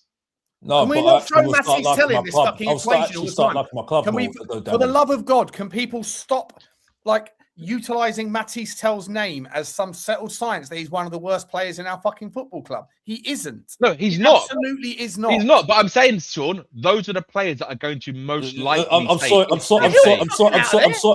Maybe he will be. Just to put something into reality, though, Sean. Right? He's no better than Berghvall. He's no better than Lamella. He's no better than Gil. He's no better than all these players that we let go of before. Right? So I'm sorry. This trying to defend this. Right? This is your problem now. This is you. This is on you now as well. Because you tell me about Elderbear, and now you understand what I'm trying to talk about now, because you're trying to... Sean! Odebear's been one of our better players this season. What are we doing here? This is on you now, because you believe in bang average players. That's on you, not me. You, yeah? Don't try that crap with me, yeah? Because I'm sorry, yeah? When I said the stat about Bell and Harry Kane, right, that those are the players that got us into Champions League, right? And because we didn't have those players, yes, we didn't get into Champions League some years. Yes, we didn't, right? And yes, I did criticise him the second time around, Gareth Bell, yes. But the fact is, it's got worse, right? And I'm sorry, yeah, I'll start I may like my club better, Sean. It don't matter about the money anymore because it's not my money. It does matter about the money. Oh, this it is does. About me, telling me about this club losing players. I don't care about these players. I don't care about Van der Ven. Yeah, I don't Alex, care about Romero. are you going to like Spurs in the Championship? Are you going to like Spurs in the Championship? But I don't care. At least I might like my club more. I might like my club more, maybe. I might do. Because at the moment, I've not liked it for a long time. So, but all right, let me ask you this question. Do you think ENIC are going to change their ways if they're in the Championship? Bro, I don't think they will know. But at the moment, it's not even... So then why would you want them to get relegated if you think they're not going to change their ways? But I don't care anymore, Danny. I don't care. And you're lying to yourself at the moment that you're telling me that you care as well, Danny, because I've had conversations with you as well. So don't pretend that you care as well. No. You care as well, Danny, because you're there's a little bit of a liar in you right now, talking like this right now. You've this energy right now because you don't care. Don't Alex, you care now. I do care if we get relegated. I do care if we get relegated. Because if we get relegated, Alex, we are going to be fucked for the next 5 years or so. Bro, it doesn't matter, bro. Because Alex, I don't the last 5 years anyway. Alex, I don't trust this board to get us out of the Championship, let alone sustain us in the Premier League. Oh, we don't protest. I forgot that. Do you protest, Alex? Maybe we should protest then. Oh, we don't really care. Do protest work, Alex? I don't remember seeing you at any protests. Oh, yeah, I was at the protest, bruv. You know that I was at the protest because you were with a silly little bib on, weren't you, last time? So don't tell little lies now, Sean. Don't tell little lies now, Sean. Yeah, trying to expose wearing my donut. Trying to do this little thing now. Sean, can you wear it now? Yeah. You're trying to duck me now. I love this guy. Oh, no, here we go. I've been hearing that you've not been feeling well, Sean. Now I'm trying to make you feel better. You're starting to feel better now with that thing on, aren't you now? You know what I mean? Come on now, Sean. Here we go. Now I've got some energy in you now, Sean. Alex, people in the chat. Some energy in you now. Hang about, mate. I need you to hush for a second. People in the chat are asking, if you don't care anymore, then why are you coming on a stream that's a Tottenham fan stream after a game where we've lost, telling everyone that you don't care? Where's the logic in that? Where's the Alex box office logic in that one? You asked me to come on to talk to you, to say it to your face, right? So I've come on to talk to your face rather than sit in the chat, which is not what Mr. Box Office is all about. Only because... Right? So you're calling me out, telling me, yeah, why am I coming on the Tottenham stream when you said... Yeah. You put the link out to me and said, come on. So because you put a comment, Mr. Box Office. Only because you put a comment in saying, Sean, if you believe that, then you're I put a little VOD out for you to get me on. And you So you wanted to come on. So you wanted to come on. Exactly. So you wanted to come on. So you're telling me, you're having a go at me. You're having a go at me. I'm not having a go at you. I'm asking. So you wanted to come. So you wanted to come on to tell everyone that you don't care. Is that basically your angle? I'm being honest with you. I absolutely hear what Stelios is saying, and at the end of the day, if we're going to be organic about it right now, what changes? At the moment, they need to show me what's going to change next season. Well, they're not going to show you if we're in the Championship. I'll tell you that much. If we luckily get out of this, right, which at the moment we are lucky, by the way, because West Ham didn't win against Liverpool, didn't get anything against Liverpool. Nottingham Forest didn't get anything against Brighton today, right? If they can get out of this, right, they're going to have to make some wholesale changes right now. Right, I don't think that's going to happen because all I'm hearing is the same old next season, right? So I've got no hope with next season. Listen, Alex, where I will say that I can concur with the pessimism is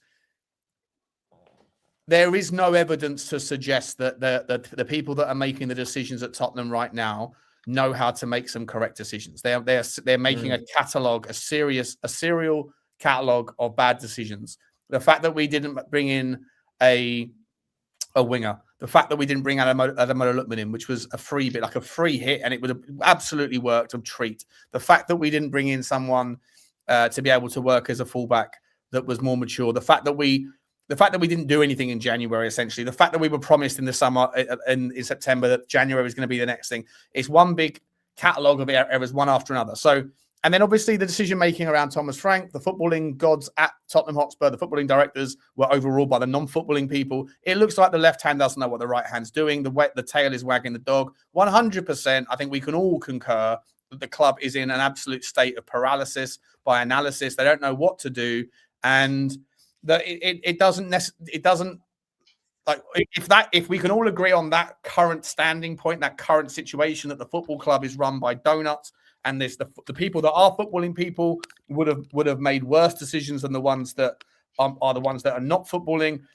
It's a disaster. 100%. It's an absolute unmitigated mess. However, you want to be in the Premier League when you try to resolve that. You can't be in the Championship and try to resolve that, because if you do get rid of Johan Lange, Flowers coming in to join us, if you do bring in a new director of football, you're not going to get Paul Mitchell. You're not going to get, dream world scenario, a Louis Campos. You're not going to get a Ralph Rangnick after the World Cup. You're not going to get Pochettino back. You're not going to get anyone, and that's just the management and the decision making. You're not going to get any players that are worth their salt coming in to a team that's going down. Like, you don't want anybody that's rooting for relegation, and the root cause of their argument is that nothing has changed whilst we're a Premier League team on the consistent decline. Therefore, I assume that things will change if we're in the Premier League. It's a giant leap that is based on nothing but just donuttery, in my opinion. Anyone that's taking that argument, they can't. If the logic is, it doesn't work doing it this way, so let's bring in a fucking tornado and rip through the heart of the club, and then everything will be fine because they're forced to make better decisions. You're assuming that their decisions are going to be better in that more difficult environment. Not you, Boxy. Not you. Hang on, I'm not finished my rant. Not you. Anybody that's in support of that notion are making the assumption that just because you're in a different environment, the same people are going to make better decisions when they haven't been. You'd rather be in the same environment and hope that either they change their ownership or that they have a wavelength shift, and they bring in people that then they hand over the keys to the kingdom, like a Ralph Rangnick or something else. Well, why did they not make that decision? Why did they not make that decision? If they did care so much, right? Why? Because this is why I said I don't mind us losing games. Right, at the time, I said just lose, because then we'll see people sweat, right? Because they weren't getting the message. Right in December, when Paratici was proposing bloody Tudor to get him in the first place, right?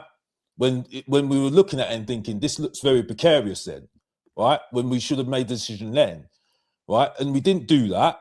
And then ever so happened, they were still delaying on the decision. And obviously what happened is the owners made the old decision and got rid of him, right? And got in Tudor, who was supposed to be should have been got in December. And so, for me, at the moment, there's no. They're not acting like an ownership. We agree. Alex, we agree. We agree on that. That's where we are all there. We are all there, Alex. We are all in agreement. They're very reactive, then proactive, and it's got to a point now where they're going.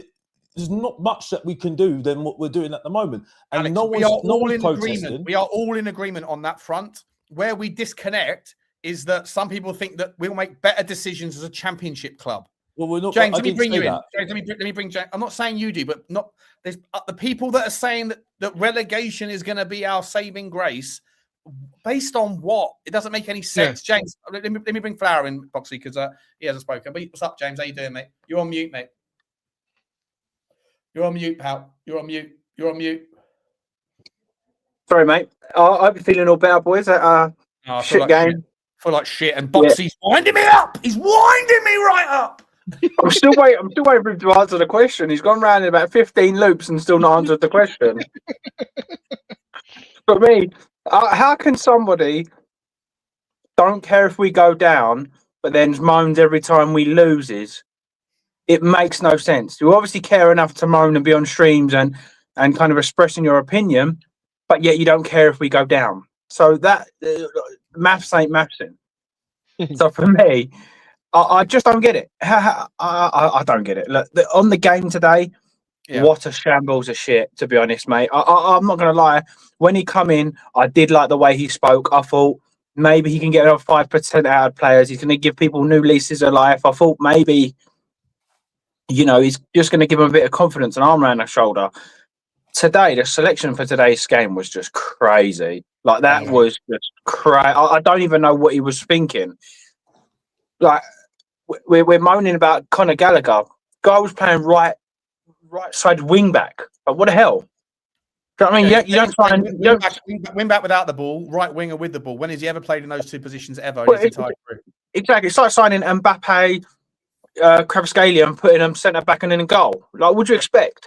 It's just that for me. I really thought this guy's a breath of fresh air. He's saying it how it is. He's going to kick some of the people up the backside. But for me, that lineup was just incredibly. I don't know what he was thinking. Do you think he should have started Sousa or Micky van der Ven at left back? Well, it's hard to with Sousa. It's hard to say. He must be fit. I think that's the main question because my two concerning players that didn't start would be Richalison and Danso, but I don't know if they're fit enough to say, right, you should be starting or not. So I think that's quite a harsh thing to say. But it's just kind of like a shift around with the players that he did have. Like Porro, right centre-back / right back. When you play a free, the one thing I thought he was going to do good was bring out the best of the likes of Porro, right? I thought those crosses into the box of Mwani, Solanke, I thought that was going to be exactly what we needed. So I didn't get it. I mean, before the game started, I was talking to my son and I said, he either knows something that I don't and he's a managerial genius or he hasn't got a clue. And unfortunately, it looked like the second. Yeah, I think that's a fair point, actually, about Richarlison not being fully fit. But Mathys Tel, I know you're not a fan of him, but am I right or wrong, James? I think you're reasonable enough to say that he was the catalyst for our second half, right? No, he was crap. No. Yeah. No, do you know what? And then there's right. So I'm going to word this in a way where I praise him, but also like don't praise him at the same time. So Mathys Tel, Richarlison, those two players for me are terrible football players. Like as a football player, they're terrible. But what they will always give you is work rate, legs. They try their. Oh, that's such a stupid thing to say. They try their best. They'll always give 100% on the pitch, whether they're good enough or not. That's harsh to say. Where do you get this Mathys Tel's a terrible football player from? He's got lovely close control. He takes players on. He doesn't lose the ball very often. I think you're being a bit kind of narrow-minded there. To be honest, I think Sava is like completely sabotaged the narrative around. When I looked at there was a moment, right? The reason why I think he's not a very good player, there was a moment in that game, he was on like kind of centre-ish, and there was two players that overlapped him on the left. He took a touch, and then just run into the centre-back. When there was two players overlapping for the first time all game, you just release it. Just release it, and he did it. He's a crap player. By the way, I didn't look at your question. I didn't care. I don't look at your chat anyway. Even if you win the chat, stop crying. You're on Tottenham stats that don't care about Tottenham. I don't listen to little kids. Anyway, moving on. Well, you're listening to me now, you twat. Anyway. No, you're a little kid. Anyway. Moving on. It's just, listen to you, but you're answering me back. Lies about Johan Lange doing loads of stuff like on Football Heritage TV. Hold on. You said. But you did say it, by the way. You did say it. Go on, you have your bit. I've got one for you. Go on, you have your bit, and then I'll. Oh, what are you going to give me? What are you going to give me then? You wanted the Don to stay in charge. Yeah, your words, the Don. I did. He wanted this manager, you clown. He just played Conor Gallagher right wing back. What are you on about? At the moment. So you're telling me then, right? Yeah, I am. You're keeping Johan Lange. You're keeping Johan Lange and Vinay, who went back on the decision of what Paratici wanted to bring in the first place in December. Right, so they didn't have any alternative for us. They So what only I'm telling went back to you- the option that Paratici gave them. Okay, so what I'm telling you, I don't know if Okay. you was listening back then or not, but I'll tell you what I said exactly. Yeah, I'll tell you what I said, and I've been on Sean's channel with Johnny as well, who's a fan of Paratici, and I said it to him as well. Paratici gets a lot of credit for what he did. He built this squad with Lange. So when people tell me he's better than Lange, they bought the same squad. They bought the same caliber of players. They did nothing for our first. They did nothing for our first team. And then, so again, you're wrong. Paratici I'm wrong. was suspended. He was suspended. So who signed Micky van der Ven? Yeah, no, it was Gabbiadini that got it. Oh, right, here we go. Yes, it was. Go and look at when he was employed. When he was employed. So you haven't got your facts wrong again. So Gabbiadini made the signings now. You haven't got facts right again. So Gabbiadini made all the signings. Vicario was signed by Gabbiadini. Van der Ven was signed by Gabbiadini, who was Paratici's left lieutenant. It was. Oh, sorry, James. Go and check the record. You're lying again. Stop lying. I haven't said anything. I'm not lying. I haven't said nothing. What are you on about? Go and look at Wikipedia. Go and look at Wikipedia. Go and look at Wikipedia. That's why you're lying. Look at what? Look at what? Go and look at Wikipedia, James. Go and look at Wikipedia and see when Lange was employed. He was employed in October. Okay, I can't help. I can't deal with people that lie. I can't deal with people that lie. So if I haven't even fucking said anything, how can I lie if I ain't said nothing? Hey, shut up. Give me an arsehole a chance and I'll reply to you. James, don't say shut up to me. You're not my friend. Look, you're not my friend, so don't say shut up to me. Thank fuck for that. Don't say shut up to me. Do you know what I mean? No, don't say shut up to me. Yeah? I never said shut up. No, did I say shut up? Stop. Jesus Christ, this geezer. Let's have a chat. Just say your piece, bruv. Let's have a chat, and then we're going to round up. So what? So can I ask, what if Gabbiadini signed all these players when Lange was in charge? Who signed all the players when Paratici was in charge? Was it Gabbiadini or was it Paratici? Gabbiadini, by the way. Gabbiadini. Oh, right. So Paratici signed all his players, and Gabbiadini signed all the players after that. Yeah, but I'm just saying. Paratici wasn't perfect. Paratici wasn't perfect. No, and I've criticised him as well. But at the moment, if I was picking between both Lange and Paratici, right, I'm putting Paratici all day long. Sorry. Based on what? Well, by the fact that most of his signings got us to top four. Oh, all right. So okay. Richalison, Brian Hill. Should I keep going further and further and further? He had bad signings as well. Yeah, not perfect. No. So all right. So who did he sign that you would go? You know what? Top four player. That's what I rate him really highly because he signed this top four player. No, but the point is though. What I'm saying, you're not answering that question. No, you're not. You're changing. For what Paratici, you have to answer that one, though, Alex. He is. You can't answer that one. If you director that knows how to structure a team, structure a club.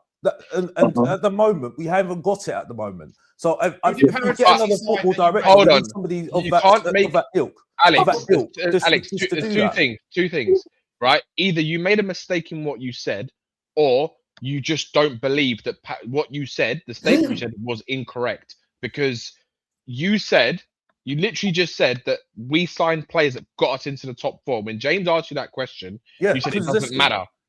Kulusevski and Bentancur got us into top four, didn't they? Helped us get into the top four, didn't they? That year of Conte, wasn't it? In that year they did. In that year. So I'm just saying, right, that, I'm not saying that, because I criticised him that year as well, right?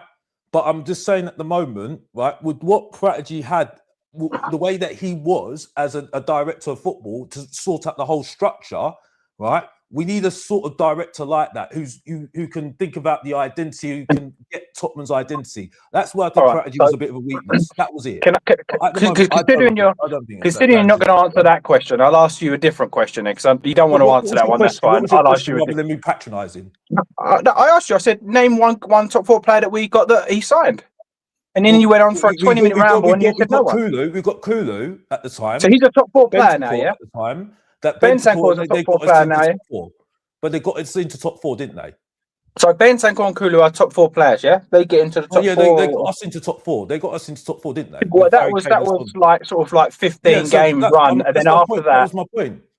So my point of view is, you're saying that he done really well when he come in. Wasn't the downfall the moment he stepped into the club? Wasn't that like the point we started going downhill the moment he come in? I don't agree with that. I think it was. Okay. So when did Tottenham start going downhill?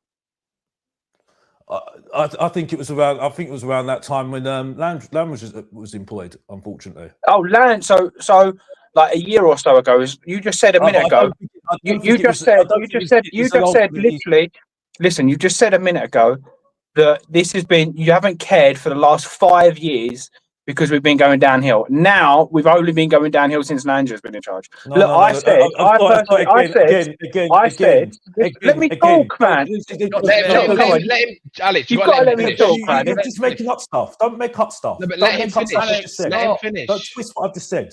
I never said exactly what you said. I haven't said that, James. What I'm saying is because I've said, okay, I've not liked it the last 5 years. Doesn't mean, right? I'm just putting specifics of what I'm saying about the two directors.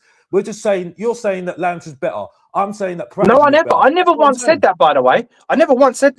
Let's have that straight. I never once said that. I said they're both crap and they both should have gone. But you choose to listen to what I said. The one part you're kind of clipping onto is where we compared channel. Me and Danny was on a channel together and we compared players who were brought in, Lange and Paratici. And to be honest, under that era, I believe, and everybody else, thought Lange, the players that come in under Lange were better than the players that come in under Paratici.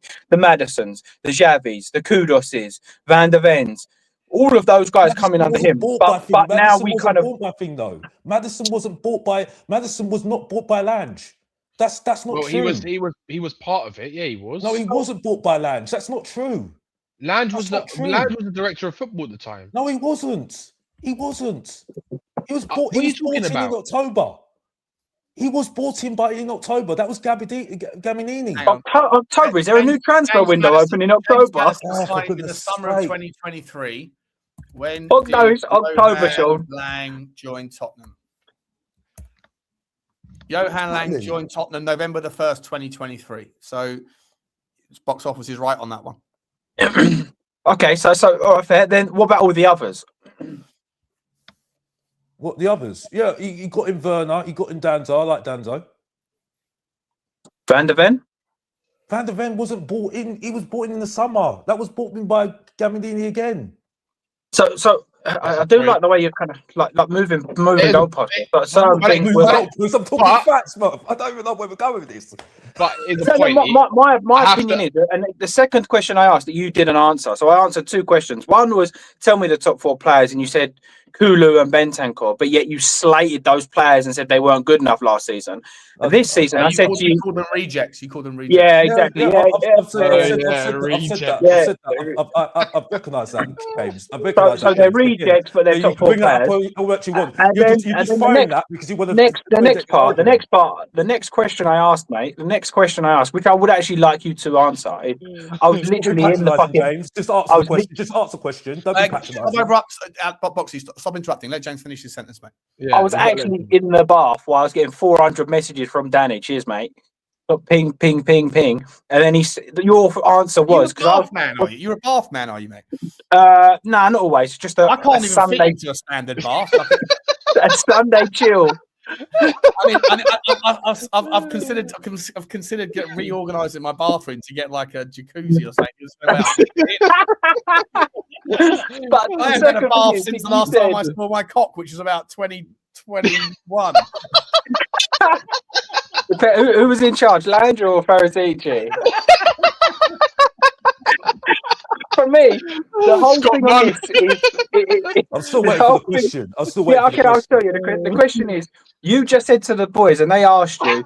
You said, "I don't care about Tottenham. I haven't cared for the last 5 years." I just said to you, Sean, can you check for me? When did Paratici come in at Tottenham? Sure. Paratici, I think he came in. Was the it summer Conte? of Nuno? Conte? I think it was June 2021. Yeah, June 2021. And what I'm saying is 2026.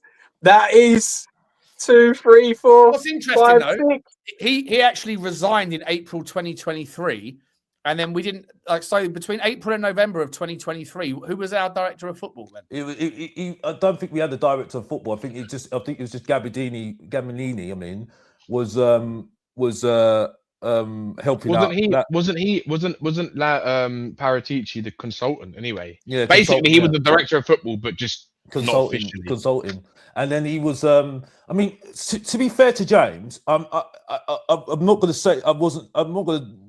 It's too late to be friends now, mate. I'm not. No. I'm not going to ignore the fact that I was criticising Paratici. I never liked him. Right. Again, it goes back to the whole thing. I want somebody back, which is not good. Right. And I don't think. Yeah, you're right. Both directions shouldn't be at the club. No. But the point is, I think the whole thing with Paratici, he was the ultimate director of football, which I think that's what we need. But we need. But based on what? Look, I'm not questioning that you like him or not. But based on what? No. What I'm saying is that he understands how to run a football operations, and that's for me is what we need as a director of football. But somebody that can understand Tottenham's identity and ethos and philosophy. That's what I think we need. Right? I don't think he got that. Right? There was things there that I think he was. It was just too much. I think for me the other way. But right? Based on what are we basing it on? What he did at Juventus and Juventus only? Can we just sit there and just quickly let me pause a second. So if Paratici left in March and Lange didn't arrive until November and Gabardini left in September, then arguably two of our better signings over the last 5 years were done by Gabardini, not by Paratici or by Johan Lange. No, you missed one there, Sean. You missed one. You missed it there. You could have said those two signings, our better signings, were done by my chairman. Yeah. You're right. There, you're right. Now I'm going to point into the fucking camera like box office manager. My chairman. The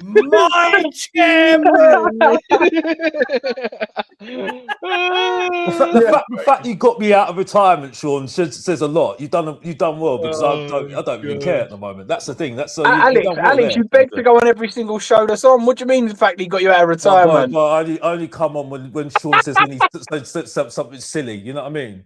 You know, I've already cooked you already, James. So I don't really need to care about you anyway.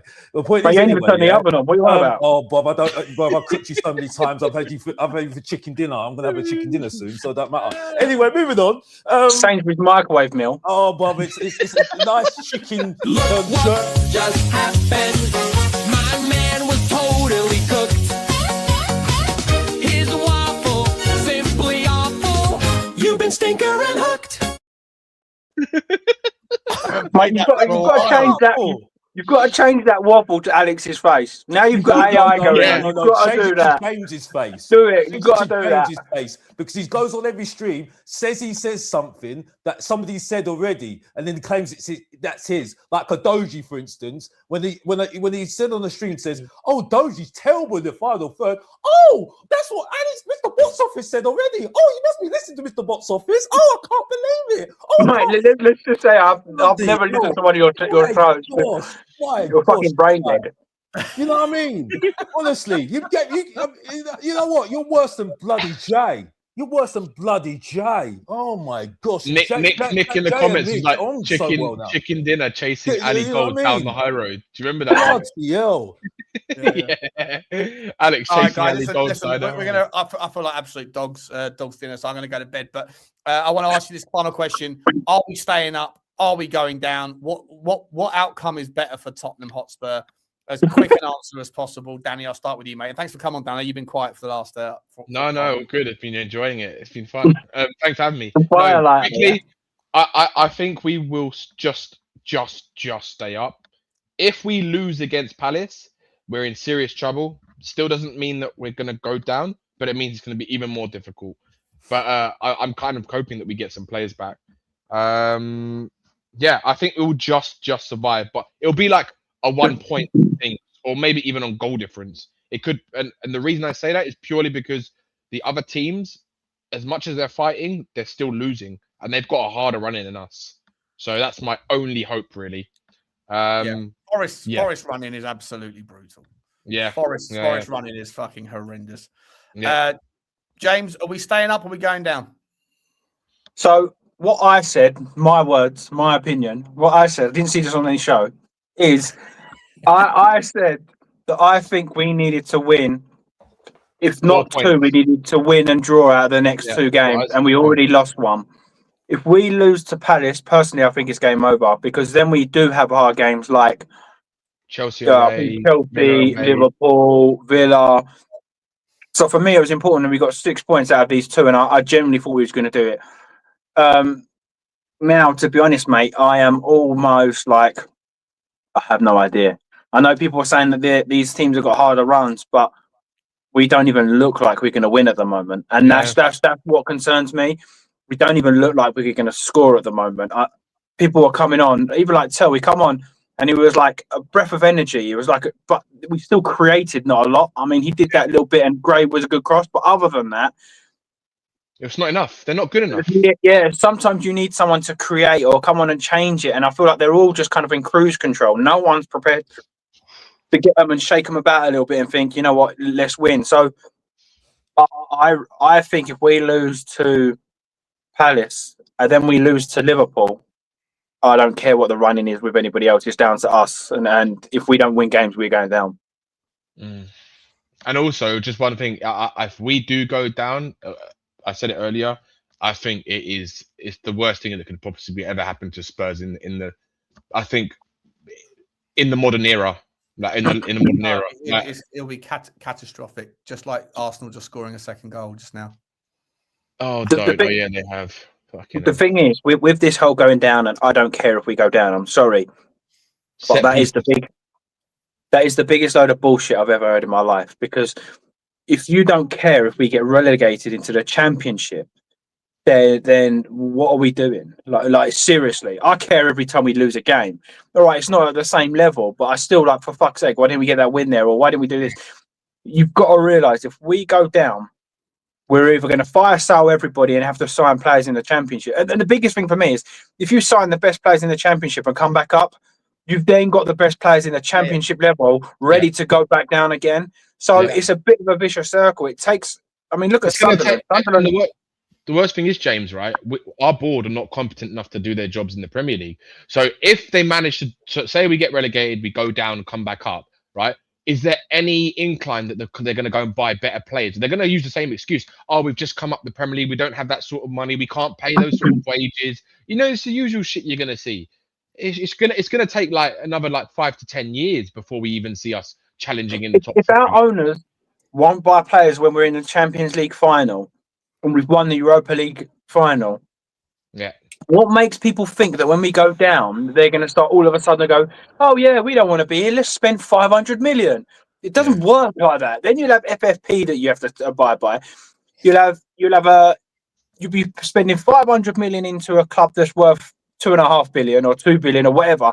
So you're just investing a quarter of the actual company's value, which doesn't happen. You go down. For me, this whole if we go down, I want us to go down is point scoring. It's because people want to stand on the hill and say, I told you so, rather than actually give a shit what was actually up with the club. They don't care about what's right for the football club. They care what's right for their brand. No. Yeah. First thing, after Tudor's first game, I told you he was crap, or I told this, or I said this, or I said that, and it's like, hold on a minute.